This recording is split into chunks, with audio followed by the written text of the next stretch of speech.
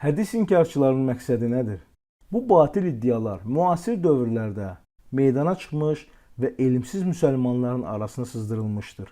Şübhəsiz, hədisləri inkar edənlərin məqsədi insanları Peyğəmbərin sallallahu aleyhi və səlləm yolundan uzaqlaşdırmaq və Qurana istədikləri kimi izahat verərək, öz istədiklərinə yönəldərək İslam dinini parçalamaqdır. 1400 il əvvəl Peyğəmbərimiz bizə belə fikirlərdən çəkindirərək buyurmuşdur.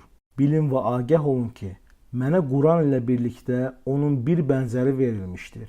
Diqqətli olun, taxtına söykənmiş tox bir adamın sizə tək Qurandan yapışın, onda tapdığınız halalı halal, haramı isə haram qəbul edin deyəcəyi gündən ehtiyat edin. Əbu Davud 4606-cı hədis. Odur ki, bu iddiaları edənlər elmsiz müsəlmanlar arasında özlərinə fikir yoldaşları tapmışlar. Amma onlar Yaradanın göndərdiyi Peyğəmbərin kəlamlarını təqzib etdiklərinə görə boyunlarına böyük günah götürdüklərinin və özlərini həlak etdiklərinin fərqinə varmırlar.